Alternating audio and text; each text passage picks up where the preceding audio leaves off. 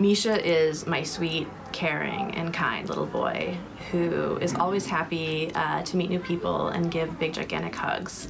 He also comes with his own set of needs, and those needs are complex in a way in which he's best suited for an environment where someone has special training to meet those needs.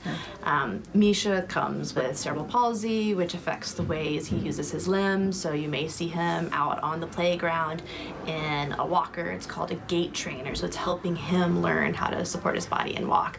You'll see him with glasses on because he has a visual impairment as well, and all of these things were just part of who he is, part of what he was born with and what he was given.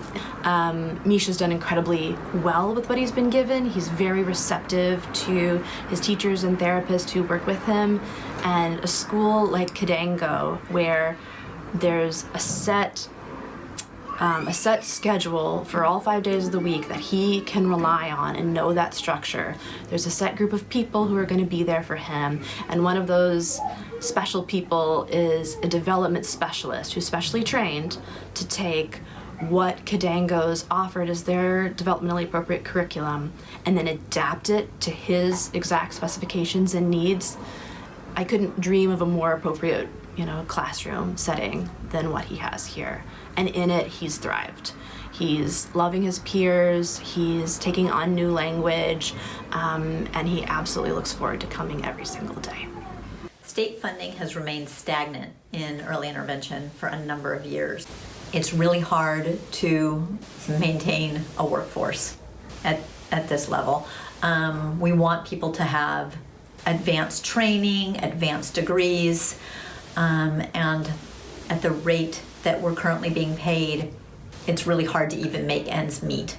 How this affects children in the program is that we're having a dwindling workforce.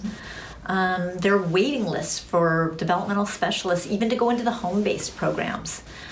And as we all know, if you can get to these guys earlier, you're going to mitigate the cost later on. An increase in 8% would allow us to bring the developmental specialist salaries up to a living wage, particularly here in the Bay Area. Because this is the age where they're grasping so much and they're learning so much, and the earlier you get to them, the better the chances are. So for me, that's the passion that drives me, is that I'm getting them early, I'm getting them young, and I can make the difference. One of the biggest goals is gross motor goals. So I try to get him up and active as much as he can, and he wants to. So he definitely encourages me to get him up.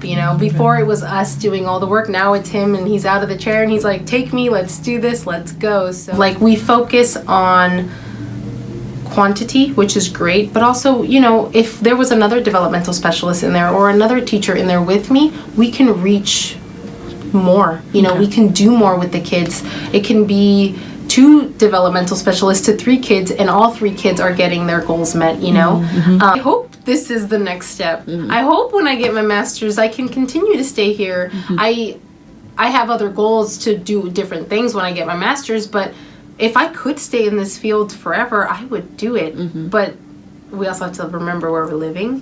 There's only so many spots that Kidango can offer to children with special needs. We've been lucky enough to get one of those spots, but all children, all families deserve access to full day early intervention and ECE classrooms that are run as well as Kidango, that are not just daycare, that are a full curriculum and developmentally appropriate classroom. Please consider enough funding so that all children can attend.